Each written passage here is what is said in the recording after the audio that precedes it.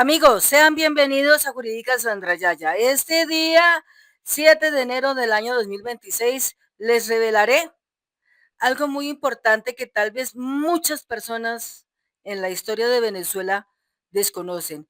Hoy quiero compartir este pequeño párrafo de lo que realmente todo el mundo debería saber y cuestionar realmente por qué Chávez se quedó largo tiempo y por qué luego Maduro se quedó largo tiempo. Porque antes de Chávez estaba el gobierno de Carlos Andrés, pero nadie conoce la verdadera realidad de eso. Tampoco la gente se pregunta alguna vez, oiga, ¿y por qué Chávez persiguió a los opositores, o sea, los que eran afines a Carlos Andrés? ¿Por qué persiguieron a esa gente y por qué esa gente está en la cárcel? ¿Por qué los ponían en la cárcel? Porque es que uno dice, si uno es opositor, el opositor generalmente existe es porque simplemente lo que ve de ese gobierno no le gusta. Pero es que aquí lo que ellos no les gustaba era que Chávez sí estaba cuadrando las cosas para rebajar la marginalidad del pueblo venezolano. Tampoco les gustó cuando quedó Maduro porque él continuó con ese legado. Es decir, rebajar la marginación de toda la población venezolana, que era algo que había dejado la derecha de Carlos Andrés. Y por eso muchos de esos opositores robaban, hacían lo que se les venía en gana y por ende ellos terminaron en la cárcel. Es lo que podría pasar aquí en Colombia. Por eso es que a veces sale a decir muy curiosamente, como echando así la vaina indirectamente, pero puede llegar a pasar eso.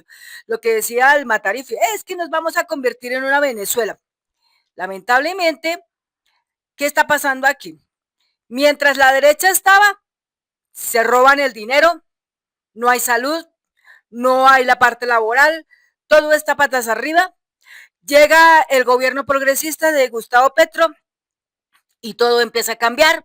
Próximamente va a llegar el gobierno de Iván Cepeda Castro y va a mejorar y así por el estilo. Entonces, aquí, si alguien de la derecha se va a la cárcel, no es porque sea una persecución, es porque con la razón se está llevando a la gente a la cárcel, a esos opositores de la derecha, pero con razones justas y documentación evidenciada, que es el rastro de su delincuencia.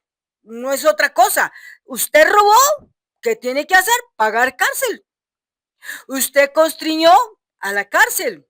Usted hizo cohecho, a la cárcel. Usted asesinó, a la cárcel. Usted desplazó ilegalmente, a la cárcel. Usted desapareció eh, misteriosamente o criminalmente, a la cárcel. Es que es lo normal. Nadie va a ir a la cárcel. Por ejemplo, yo voy a la cárcel porque tengo libertad de expresión y estoy diciendo las verdades, entonces me voy para la cárcel. Como lo que ha pasado con los 3.000 jóvenes que mandaron a la cárcel en la época de Iván Duque porque decían la verdad, entonces los mandan a la cárcel, porque pintan un panfleto en la calle, un grafiti en la calle que dice la verdad, entonces lo mandan para la cárcel. Eso es incorrecto e injusto. Pero aquí la idea es estar del lado de la razón. Entonces, mucha atención lo que les voy a leer. No se despeguen de este canal. Por favor, quédense, comenten, suscríbanse, compartan la información que se les está suministrando el día de hoy. Recuerden que este canal, más que informar, aquí, más que informar, lo que estamos es enseñando. Y esto que yo les estoy compartiendo a ustedes es una enseñanza. Y vale que ustedes la aprovechen, porque pues en ninguna parte le van a decir a usted las cosas como son. Venezuela antes de la llegada del chavismo. Algo de lo que nadie habla anterior al chavismo, el país se sumía en un infierno de pobreza, hambruna y analfabetismo para un porcentaje altísimo de la población. Millones de venezolanos estaban indocumentados, imagínense, tremendo. La campaña mediática contra Venezuela se esfuerza en mostrar las adversidades económicas del presente, sin tener en cuenta la guerra económica de la derecha. Antes de Chávez y de Maduro, todo era excelente, hermoso, bonito con Estados Unidos, nunca se escuchaba para nada una cosa mala. ¿Por qué? Porque ellos simplemente el petróleo que tenían lo compartían impresionantemente con Estados Unidos y pues obviamente como eran arrodillados, ¿cuánta plata hay? ¿Cuánta plata creen ustedes que ahí no se perdió? Pero como llegó Chávez y después Maduro y ya no hubo de eso, entonces vinieron las sanciones económicas y una cantidad de cosas, porque simplemente se había acabado la teta, así de sencillo. Entonces más dice acá, eh, las oleadas de sanciones internacionales, bueno, entonces dice más acá, sin tener en cuenta la guerra económica de la derecha, las oleadas de sanciones internacionales y los vaivenes del precio del petróleo durante los últimos años.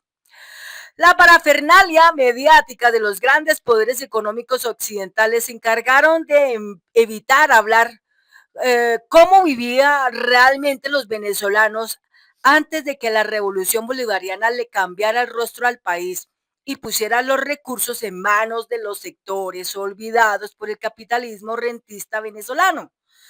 Es decir, antes del chavismo, lo que se estaba observando era que habían millones de personas indocumentadas. Y eso ya es grave.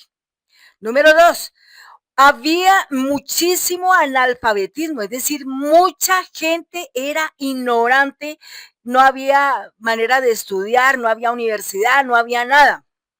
Número tres, los salarios eran mucho más bajos que ahora. Número cuatro, todo lo que recogían de los venezolanos, la oligarquía de la derecha de ese momento se robaban el dinero y no quedaba absolutamente nada y la gente seguía en la miseria, en la pobreza, terriblemente, en una enorme marginalidad y olvido total y exclusión también.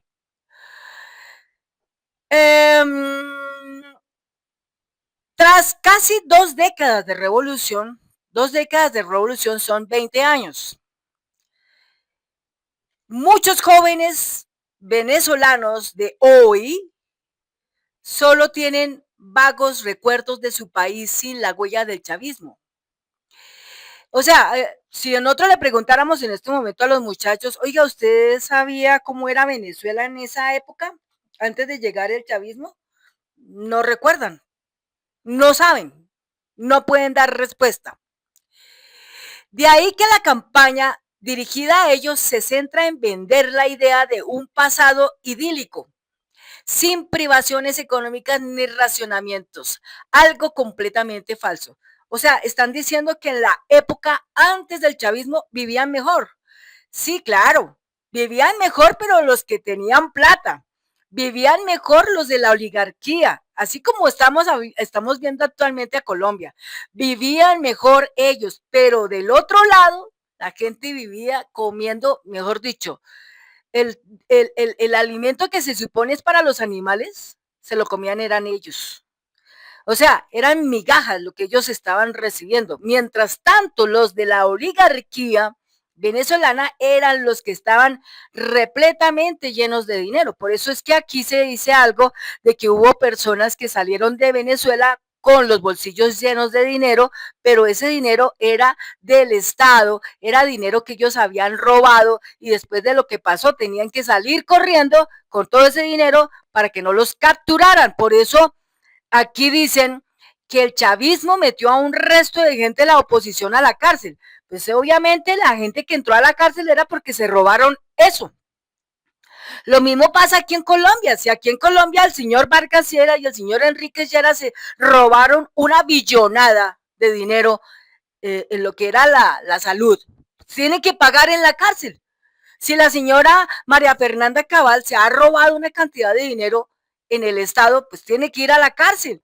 Si el señor Matarife ha robado dinero y ha sido un narcotraficante y ha hecho una cantidad de cosas y mató gente también, pues tiene que irse a la cárcel. Es decir, no tiene por qué a nosotros pesarnos una situación cuando es evidente y es real que está pasando. Entonces, es tan chistoso y muy curioso cuando dicen ellos, es que nos vamos a convertir en una Venezuela. La verdad no es esa. La verdad es que ellos temían, era que llegara alguien y desempolvara, era que llegara alguien y empezara a escudriñar y a descubrir, y apenas descubría todas las cosas malas de corrupción, denunciarlas, como tiene que ser, hay que denunciar. Es como lo que le decía Angélica Monsalve a Lina Garrido. Si usted dice que el presidente Gustavo Petro es un narcotraficante, por favor, vaya ya y lleve pruebas, denuncie, vaya ya a la Comisión de Investigación y Acusaciones y lleve las pruebas de que él es eso. Pero no lo hacen, ¿no? ¿Por qué no lo hacen? Porque saben que no las tienen. Y además tampoco se meten a hacer eso porque saben que allá van a indagar y cuando se dan cuenta, señora Lina Garrido, lo que usted dice acá es falso, no existen pruebas, entonces el problema ya es para ella. ¿Por qué? Porque entonces va a quedar tildada con un delito que es injuria y calumnia y eso sí tiene peso y tiene cárcel, entonces va a quedarse en la cárcel por haber dicho mentiras y por no llevar una documentación evidenciada del crimen o del delito. Entonces, lo que hoy vemos, amigos, amigas, es que si yo voy a acusar a una persona, no puedo simplemente decir voy a ir y acusarla. Yo tengo que llevar pruebas contundentes, evidentes, que no puedan, digamos, desmontar mi versión, mi argumento. Y así de esta manera me creen. Pero si yo voy allá solamente con un chisme, con una mentira, pues me meto en un problema bien grandote. Así de sencillo. Bueno, vamos a seguir más aquí. Entonces, dice, en esos tiempos, un pequeño y privilegiado sector de la población vivía en la opulencia, así como acá. Un pequeño grupo de la sociedad vive en opulencia. ¿Cuáles son ese grupo de la sociedad que vive en opulencia? Los congresistas, los políticos, los que son directores donde reciben dineros del Estado y se lo roban. Entonces aquí se ve la opulencia en ellos. Pero del otro lado, los pobres siguen siendo pobres y cada día más pobres. Entonces, por eso es que hoy les duele cuando dicen, les hemos colocado un sueldo mínimo vital de 2 millones. Ay, ay, ay, me dolió. Porque ellos saben que poco a poco irán perdiendo todo ese privilegio y además también saben que pronto van a llegar a ellos y van a descubrir muchas cosas y tendrán que pagar con la cárcel. Es lo que ellos sienten hoy en temores, por eso están desesperados, por eso se están enloqueciendo, por eso buscan de qué manera llegar a la Casa de Nariño este año 2026 a gobernar para poder trancar lo inevitable. Por eso es que nosotros, teniendo conocimiento de todas estas cosas, vamos a lograr algo más bueno en esto y es que vamos a impedir que la gente llegue, esa gente de la derecha llegue a gobernar, ¿sí? Llegue a gobernar, porque ya conocemos la historia, ya no somos ignorantes en este tema. Y mira que nadie se acercó y nos dijo, esto es así. No, es que nosotros los alternativos estamos llegando a la gente para contarles las verdades a la gente de lo que está pasando acá. Es eso. Ahora bien, entonces era un grupo privilegiado del sector de la población que vivía en esa opulencia, mientras la abrumadora mayoría de la población vivía en penurias y penurias, ¿sí? Entonces, la purina, alimentos para perros, purina, alimentos para perros, llegaba a ser el alimento más consumido por los abrumadores mayoritarios sectores pobres del país. ¿Esto qué quiere decir, amigos? Que la comida que era del perro era la comida con la que ellos se alimentaban. ¿Acaso alguien de los venezolanos conoce esa historia? No la saben porque nunca se la contaron, siempre estuvieron en la oscuridad, nunca llegó eso allí, así de sencillo. Bueno, entonces, las denuncias de detenciones arbitrarias y torturas fueron comunes durante los años de la llamada Cuarta República, desde el Pacto de Punto Fijo de 1958 hasta la Constituyente de Chávez. Es decir, Chávez tuvo que hacer una constituyente para poder conseguir que toda esa gente que robaba y hacía daño y mataba y torturaba fueran a la cárcel. Y eso está pasando hoy actualmente en Colombia. En Colombia hoy actualmente se tiene que hacer una Asamblea Nacional Constituyente para modificar lo que ellos modificaron a su acomodo para defender sus privilegios.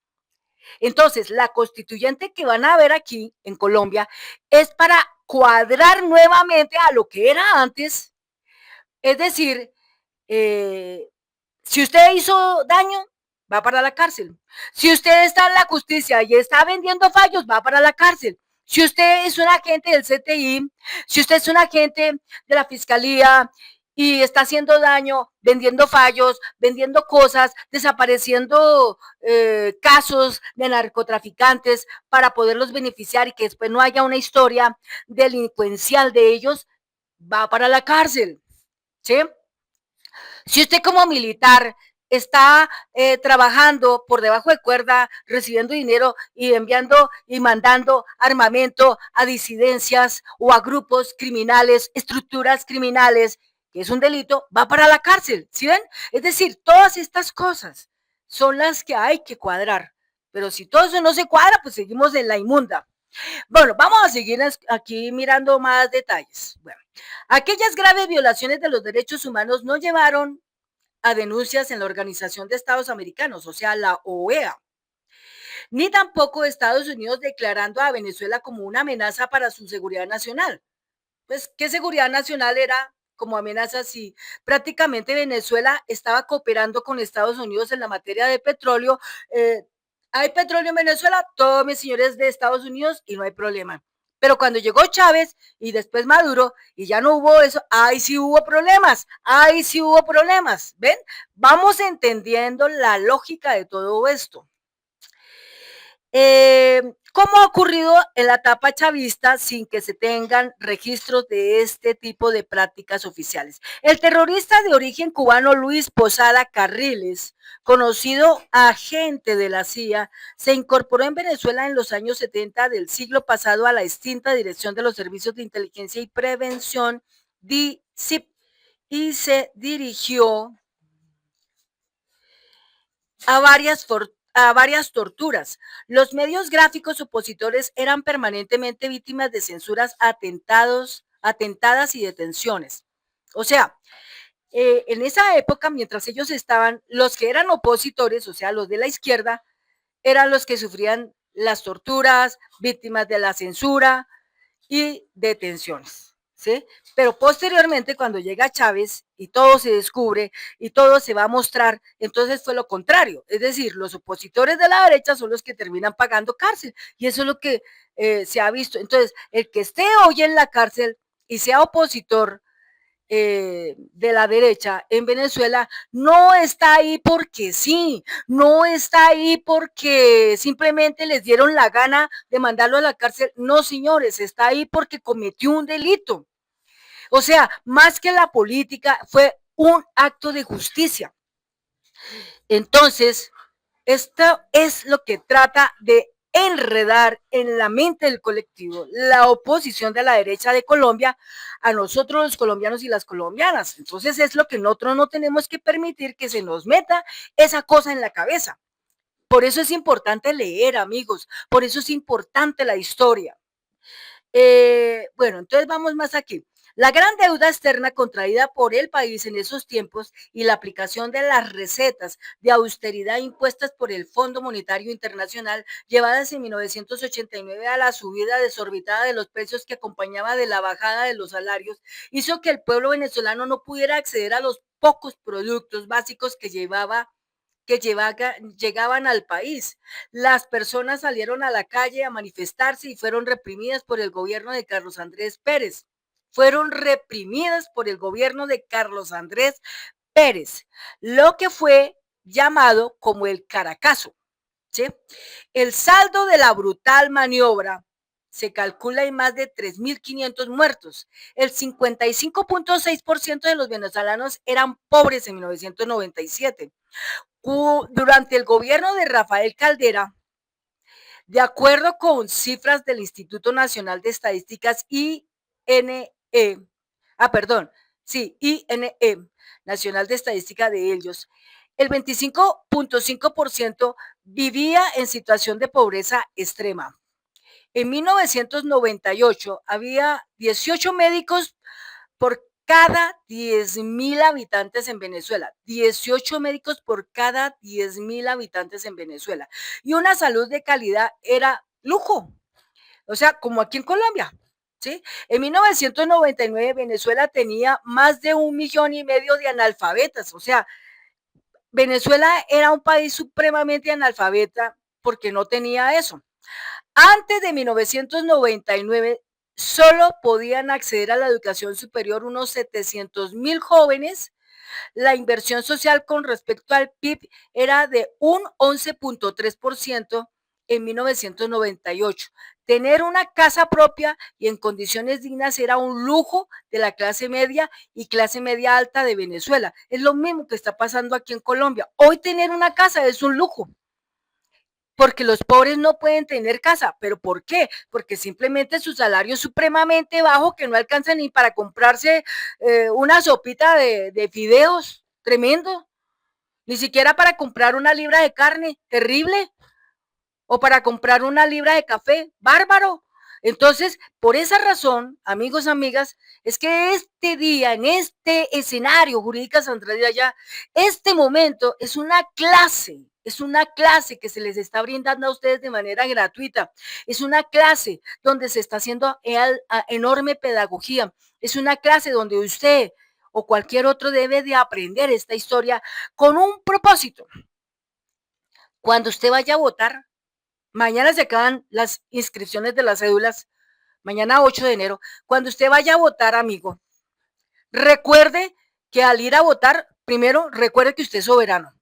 Número 2, recuerde que su voto vale una millonada, una millonada. Recuerde que su voto es para que usted esté durante 4 años bien, para que durante 4 años usted tenga buena salud, tenga buena justicia, tenga participación en el campo, tenga participación en la reforma agraria, tenga participación en la parte laboral, tenga participación en un empleo, tenga participación en la educación, tenga participación en la salud y en muchas cosas y en otros tantos programas, tenga participación. No se trata de que usted coja su voto y lo venda por un ladrillo, por un tamal, por una teja, qué sé yo, por 50,000, 200,000 pesos, o simplemente venga y firme acá y ahorita le pongo 40,000 pesos en X y cuando usted venga con el recibito que dice que votó por fulano, le doy los otros 40. No, señores, no sean tan ignorantes y tan cerrados. Aprendan un poco para que vivan durante 4 años bien o un poco más allá, bien. Bueno, sigamos en este punto. Con la llegada de Chávez, 2 puntos, de 1999 al 2010, estamos hablando de una década, experimentó una reducción del 21.6% en sus niveles de pobreza, al pasar de un 49.4% a un 27.8%. Es decir, la pobreza redujo. Y la extrema pobreza se reduce al 10.7%, cuando estaba en el 20 y pico. También se redujo. Hoy hay 58 médicos por cada 10,000 habitantes. Es decir, la amplitud fue de 40 médicos más. ¿Y esto por qué? Porque los estudiantes, los jóvenes, ya no son 700,000 jóvenes estudiando, sino son tal vez 10 veces eso. Y eso me consta porque hoy en día usted se topa con un venezolano y le pregunta, ¿usted qué sabe? Y ellos le hablan a usted que han estudiado en la universidad, administración de empresas, licenciaturas. O sea, hoy por hoy un venezolano tiene mejores conocimientos que un colombiano. Lamentablemente se vienen a este país porque ya en su país pues no lograron conseguir lo que querían, pero poco a poco las cosas irán mejorando, ¿ve? Irán mejorando. Bueno, entonces, 58 médicos por cada 10,000 habitantes y misiones como Barrio Adentro y Misión Milagro, que cuentan con colaboración cubana. Han extendido a todo el país un trato digno, humano y con la más alta calidad profesional técnica para la asistencia de salud de los venezolanos. Ahora sí se preguntan por qué sale tanta gente a la calle a defender a su presidente Nicolás Maduro y pedir que lo liberen pronto. Es que todo tiene una razón de ser y hay que encontrar esa razón para entender esta parte. El 28 de octubre del 2005, la UNESCO declaró a Venezuela como territorio libre de analfabetismo. Territorio libre de analfabetismo después de que había más de 1 millón de analfabetas. Entonces, esto es lo que vemos acá, amigos, amigas. Y esta parte que acabamos de mostrarles a ustedes es para que puedan comprender las razones de por qué la gente de Caracas y de tantas regiones de Venezuela salen a defender su democracia, porque es un territorio de paz, es un territorio de emprendimiento, es un territorio de avance y de progreso. Y viene una potencia como Estados Unidos por simplemente joderle la vida y los ataca. Y peor que eso, los ataca con misiles. Y peor que eso, secuestran a su presidente electo democráticamente y legítimamente, pues ¿quién no se va a poner bravo con todas esas cosas? Carambas. O sea, es que todo tiene una razón. Nunca podemos nosotros estar diciendo cosas contrarias si no hemos llegado a las respuestas de eso que no entendemos. Cuando entendemos y encontramos las respuestas, pues es diferente nuestro pensamiento frente a esas cosas. Pero lo importante es llegar allí y no más. Bueno, mis amigos y amigas, espero que pues todo esto que se les ha contado acá, ustedes puedan ya, digamos, más claramente entender esto. Mira, que hay una cosa también interesante, voy a leerla primero rápida, no, es un poquito largo, pero eh, bueno, sí, entonces mira, dice así, el organismo internacional reconoció el papel de la primera misión educativa creada en ese país, la misión Robinson. Con la llegada de la revolución bolivariana,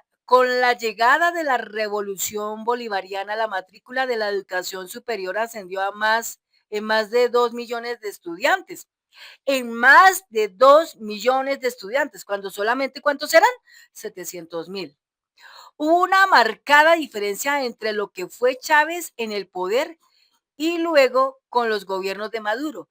Pero en los últimos tiempos, el gobierno de este último nombrado y hoy secuestrado por Estados Unidos es un acto de ilegalidad internacional. Había logrado quebrar de distintos modos el bloqueo criminal del imperio yanqui y el país había logrado grandes avances en materia económica y social. Es decir, Maduro se le atribuye el haber quebrado el bloqueo criminal que le montó el imperio yanqui. Por eso el auge, el progreso, la mejoría, todo eso se dio porque si no hubiera sido así, pues estarían supremamente peor. No estarían bien, sino peor, porque son 900 sanciones. Entonces, tremendo. Es decir, a ellos les estaban prohibiendo que su petróleo fuera vendido a personas de afuera y también se les prohibía comprar, o sea, ni vender ni comprar, así que jódanse, muéranse. Y por esa razón, Maduro estudiaba profundamente cómo romper ese bloqueo de sanciones y evitar que la gente se muriera. Eso está mal, eso es dañar, eso es acabar, eso es fulminar, no señores. Ninguna de esas. Eso es liberar, eso es mejorar, eso es amplitud de la vida. Así de sencillo. Hoy, los poderes económicos foráneos, que son los verdaderos causantes de los males del pueblo venezolano, o sea, Estados Unidos, buscan de vuelta tomar el control del país para volver otra vez a la gente a la pobreza, para hacer lo que hacen siempre en todos los países que invaden de distintas maneras, dos puntos, apoderarse de sus inmensos recursos naturales como está pasando y sumir en la miseria a los verdaderos dueños de esos recursos, que son los venezolanos, que no son otros que los habitantes de ese país, o sea, los venezolanos. Acompañó el texto con imágenes de la brutal represión del Caracazo en 1989, la batalla cultural esa que debemos dar aunque ya no tengamos fuerzas para hacerlo. Así está la cosa, amigos, amigas. Entonces, como se darán cuenta, este señor Donald Trump, lamentablemente es un pobre personaje que, eh, o sea, sale allá en una rueda de prensa como un pobre idiota a salir con unas bobadas, mostrando la lengua, haciendo monerías como un mono, ¿sí? Y uno dice miércoles, ¿y este es el personaje que gobierna Estados Unidos? Uy, Dios mío, yo creo que mi presidente Gustavo Petro es toda una eminencia y no me arrepiento de haber votado por él, ni mi esposo, ni los que son de mi familia. Bueno, amigos, amigas, hasta aquí los acompañé un ratico. Lo que se piensa y se pronuncia con verdad se hace carne y acción en este canal y nos vemos en un próximo video. Hasta pronto.